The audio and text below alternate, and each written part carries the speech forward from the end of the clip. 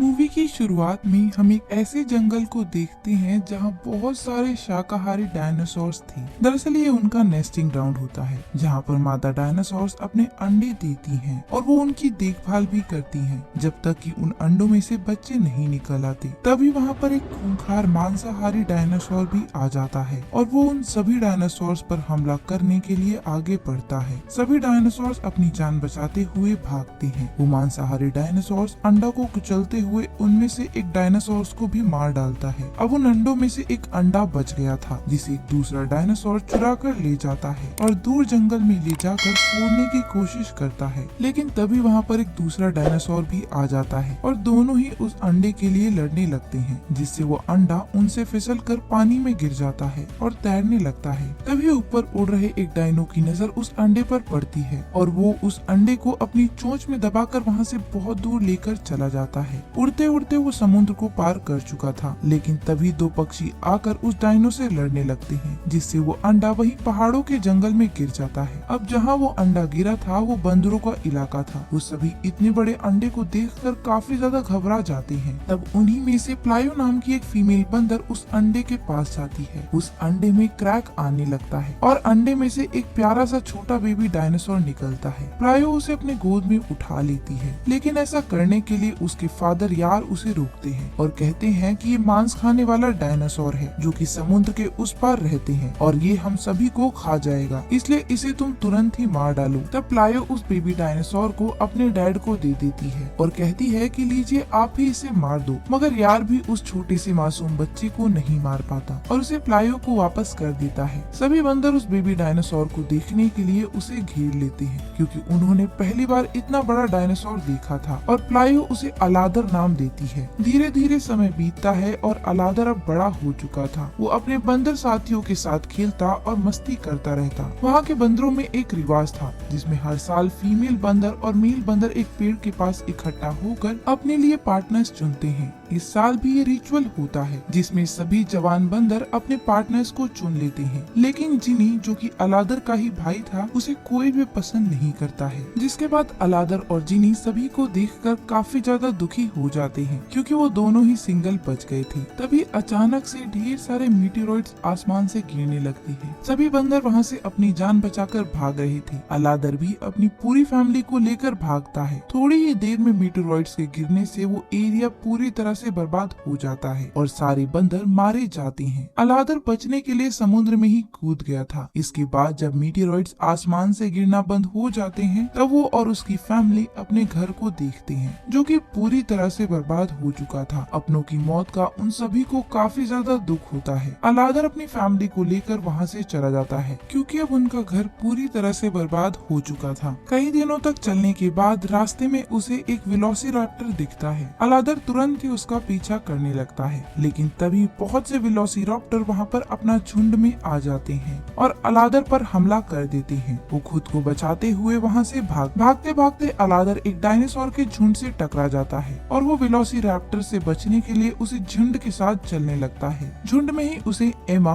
Earl और Berlin भी मिलते हैं जो कि अलादर को बताते हैं कि वो सभी नेस्टिंग ग्राउंड की तरफ ही जा रही हैं ताकि उन्हें रहने के लिए खाने की सुविधा मिल सके। बात करते करते अलादर की उनके साथ दोस्ती भी हो जाती है और बहुत ही रात हो चुकी थी, इसलिए झुंड डिसाइड करता है कि वो लोग यहाँ पर आराम करेंगे और सुबह होने पर वो लोग आगे बढ़ते हैं। उस झुंड का लीडर क्रॉन सभी को कहता है कि अगर हम सभी को पानी चाहिए तो हमें पहाड़ के उस पार जाना होगा। झुंड के सभी डायनासोर क्रॉन की बात मानकर आगे बढ़ने लगते हैं। अब पानी के बिना उनकी हालत खराब हो रही थी, पर फिर भी वो लोग आगे बढ़ते रहते हैं। कुछ डायनासोर तो रास्ते में ही अपना दम तोड़ देते हैं, जिसे वेलोसिराप्टर्स अपना खाना समझकर खा जाते हैं। अब धीरे धीरे चलते हुए जब फाइनली वो लोग एक लेक पर पहुंचते हैं तब वो देखते हैं कि लेक का पानी पूरी तरह से सूख चुका है। ये देखकर झुंड के सभी डायनासोर्स मायूस हो गए थे, लेकिन क्रोन सभी को आगे बढ़ते रहने के लिए कहता है। पर तभी उसकी बहन नीरा उसे समझाती है कि अगर बिना पानी के हम लोग आगे बढ़ते रहे तो हमारे झुंड के सभी डायनो मर जाएंगे। लेकिन क्रोन को इन सब से कोई भी असर नहीं पड़ता। इधर बिना पानी के चलते चलते एमा की हालत खराब होने लगती है और वो चल नहीं पाती। तब बर्लिन और अलादर जमीन खोदकर पानी निकालते हैं, जिसके बाद एमा पानी पीकर थोड़ा अच्छा फील करती है। अलादर सभी को आवाज देकर पानी पीने के लिए भी बुलाता है। सबसे पहले क्रॉन ही ही वहाँ पर पहुँच चुका था और वो सभी को दूर हटाकर खुद ही पानी पीने लगता है। अलादर की अच्छाई को देखकर नीरा उससे काफी ज्यादा इम्प्रेस हो गई थी। अब पानी पीने के बाद सभी डायनो वहाँ पर कुछ देर के लिए आराम करते हैं। अलादर छोटे बच्चों को पानी निकालना भी सिखा रहा होता है कि तभी वहाँ पर नीरा आ जाती है और उससे पूछती है कि तुमने सभी की मदद क्यों की। तब अलादर बोलता है तो मैं क्या करता, उन लोगों को प्यासा ही छोड़ देता। नीरा उससे कहती है कि अब चीजें बहुत ही ज्यादा बदल गई हैं और अगर तुम्हें आगे बढ़ना है तो लोगों को पीछे छोड़ना ही होगा। तब अलादर कहता है कि ये तुम्हारी सोच है या तुम्हारे भाई की, जिस पर नीरा कुछ नहीं बोलती। अलादर नीरा को भी पानी निकालना सिखाता है और इसी तरह उन दोनों के बीच में एक बॉन्ड की शुरुआत होती है। क्रोन के साथ ही उसे बताते हैं कि कुछ मांसाहारी डायनोस उसका पीछा कर रहे हैं, जिसके बाद क्रोन तुरंत ही सबको आगे बढ़ने के लिए कहता है। अलादर उसे रोकता है और कहता है कि जो पीछे रह गए हैं उनका क्या। तब क्रोन अलादर को कहता है कि उन्हें पीछे ही रहने दो, क्योंकि वो खूंखार डायनासोर्स का खाना बनकर थोड़ी देर तक उन्हें रोक लेंगे। अलादर ये सुनकर बहुत ही ज्यादा भड़क जाता है और क्रोन से कहता है कि तुम कैसे लीडर हो जो कि अपनों को ही मरने के लिए छोड़ दे रही हो।